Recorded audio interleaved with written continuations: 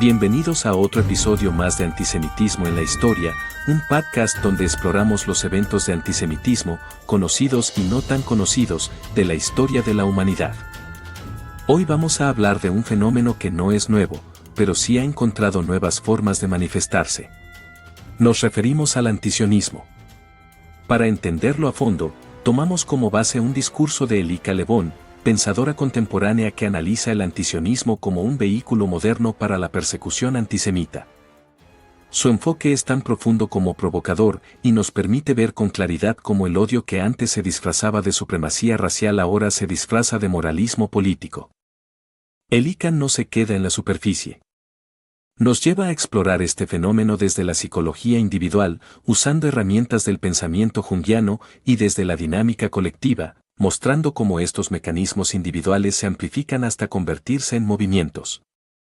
Su lectura del antisemitismo como un ciclo histórico, con fases que se repiten, nos confronta con una verdad incómoda: lo estamos viendo repetirse, otra vez. A continuación, te compartimos este episodio completo, inspirado en el análisis de Elika Lebón. Antisionismo, la nueva máscara del antisemitismo. Inspirado en el discurso de Elika Lebón. Vamos a hablar del antisionismo, pero no desde la superficie, sino como lo plantea Elika Lebón, como un vehículo moderno para la persecución antisemita. Y para hacerlo bien, hay que entenderlo en dos niveles. Uno, el individual, el psicológico, casi clínico. Y otro, el colectivo, el social, donde todo ese desorden interno encuentra eco en un movimiento más grande. Antes que nada, Elika deja dos cosas claras.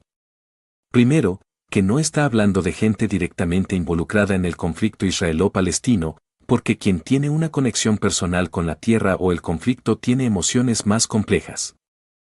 Segundo, que no está equiparando el pro-palestinismo con el antisionismo. Una cosa es querer la autodeterminación de los palestinos y otra muy distinta es basar tu identidad política en la destrucción del Estado judío. Entonces, ¿quién es el antisionista del que habla Elika? Es alguien que no solo apoya la causa palestina, sino que define su identidad entera alrededor de la idea de eliminar al Estado de Israel. Es decir, no es que quiera la paz o la convivencia, es que quiere que Israel deje de existir. Ese es el arquetipo. Para entender cómo funciona este tipo de persona, Elika analiza dos extremos, el de la derecha y el de la izquierda. Y aquí empieza lo interesante, porque lo hace desde el enfoque de Carl Jung, con los conceptos de sombra y persona. La sombra es todo eso reprimido que no queremos ver de nosotros mismos: odio, envidia, culpa. Y la persona es la máscara que mostramos al mundo, lo moral, lo aceptable, lo que encaja con nuestra imagen. Primero, el arquetipo de la extrema derecha. Pongamos a Candace Owens como ejemplo. Ella tiene un discurso religioso, conservador, basado en valores cristianos. Su persona está construida sobre esa religiosidad. Pero según Elika, en su sombra hay odio hacia los judíos. Un odio profundo, que no se atreve a admitir, porque entra en conflicto con lo que dice creer. Jesús era judío, el cristianismo predica el amor, así que odiar a los judíos no cuadra con su sistema moral. ¿Y qué pasa cuando alguien no puede enfrentar esa contradicción? Entra en disonancia. El subconsciente sabe que hay odio, pero la mente consciente lo niega. Y como no se puede lidiar con esa tensión interna, lo racionalizan. Se inventan una narrativa que les permita mantener su máscara moral intacta. Algo como: yo no odio a los judíos, simplemente estoy defendiendo la civilización. Y ahí es donde aparece el antisionismo como excusa. No es que odien a los judíos, dicen, es que están en contra del sionismo. Pero el comportamiento que muestran es el mismo: desprecio, hostilidad, violencia. Ahora pasamos al arquetipo de la izquierda extrema. Este es distinto. No parte del odio, sino de la vergüenza. Hablamos de personas que se identifican como anticolonialistas, antiimperialistas, antirracistas. Y muchos provienen de países que han sido colonizadores: Estados Unidos, Europa. Desde pequeños han estado expuestos a discursos que les recuerdan el pasado opresor de sus países. Internalizan esa culpa histórica.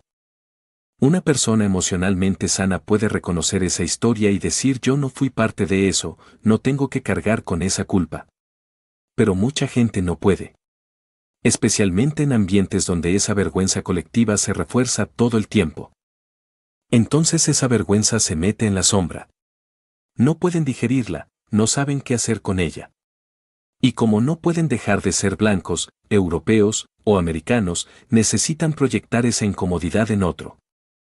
¿Y en quién la proyectan? En los judíos. En los israelíes. Los acusan de ser los nuevos colonizadores. Así, trasladan toda su carga de vergüenza a otro grupo, lo cual les permite sentirse moralmente limpios. Y de nuevo aparece la racionalización, yo no odio a los judíos, yo lucho por los derechos humanos. Pero las acciones de muchos de estos activistas muestran lo contrario, celebran masacres, justifican el terrorismo, acosan a judíos en universidades. El comportamiento es profundamente violento. El ICA muestra que en ambos casos, el de derecha y el de izquierda, hay una disonancia entre la sombra y la persona. Y para no enfrentar esa sombra, usan el antisionismo como una vía de escape psicológica. Pero esa disonancia nunca desaparece. Siempre hay una vocecita en el subconsciente que dice, ¿no estaré siendo antisemita?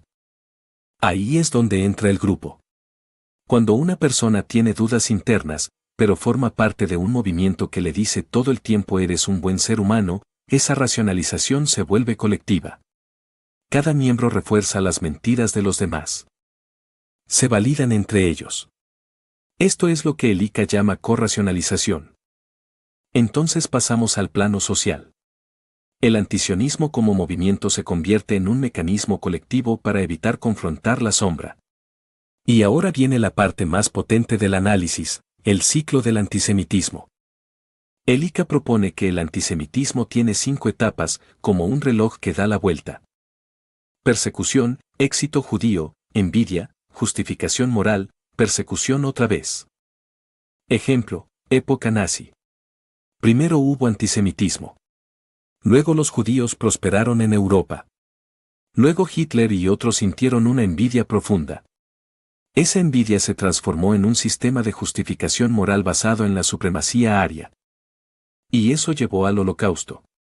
Fin del ciclo, que empieza otra vez. Después del Holocausto, los judíos vuelven a reconstruirse. Prosperan. Se vuelven fuertes, exitosos. Entonces vuelve la envidia. ¿Cómo es posible que después de tanta tragedia estén mejor que muchos otros pueblos? Y como siempre, esa envidia no se puede admitir. Entonces hay que justificarla moralmente. Pero el viejo disfraz, el fascismo, la superioridad racial, ya no sirve. Está desacreditado. Hoy, la nueva excusa es el antisionismo. Este punto conecta con lo que dice Deborah Lepstad, quien insiste en que hoy, negar el derecho del Estado judío a existir es una forma moderna de antisemitismo. Ella advierte que no se niega la existencia a ningún otro país, por problemáticos que sean. Solo a Israel. Ese doble rasero, dice Lipstadt, es uno de los signos más claros del antisemitismo actual. Robert Wistrich también aporta una mirada clave. En su obra Antisemitism, The Longest Hatred, documenta cómo el odio a los judíos ha ido mutando a lo largo de los siglos, pero siempre mantiene una lógica de desplazamiento de culpas. Donde antes eran los judíos los culpables de la peste, hoy son los sionistas los culpables de todos los conflictos del Medio Oriente. Wistrich muestra que cada generación actualiza las razones del odio, pero el odio permanece. El ICA lo dice sin vueltas, el antisionismo es el vehículo moderno para racionalizar el odio que no se puede expresar abiertamente. Ya no puedes decir odio a los judíos, pero sí puedes decir quiero que se acabe Israel. Y eso abre la puerta a la persecución otra vez. Como prueba, menciona casos actuales. Jóvenes en TikTok celebrando la masacre del 7 de octubre. Estudiantes universitarios justificando asesinatos porque eran sionistas. Judíos siendo atacados en Estados Unidos por el simple hecho de ser judíos, mientras los atacantes aseguran estar luchando por los derechos humanos. El ciclo se está cerrando. La envidia se transformó otra vez en justificación moral. Y estamos viendo que esa justificación ya se está traduciendo en violencia. Elika termina advirtiendo que si no se reconoce este patrón, si no se confronta la sombra tanto individual como colectivamente, no hay razón para pensar que el ciclo no seguirá girando. Ya lo ha hecho muchas veces antes. Está ocurriendo de nuevo. Y quienes no lo ven, o no quieren verlo, están siendo parte activa de ese proceso. Gracias por acompañarnos en este episodio de Antisemitismo en la Historia. Nos escuchamos en el próximo episodio.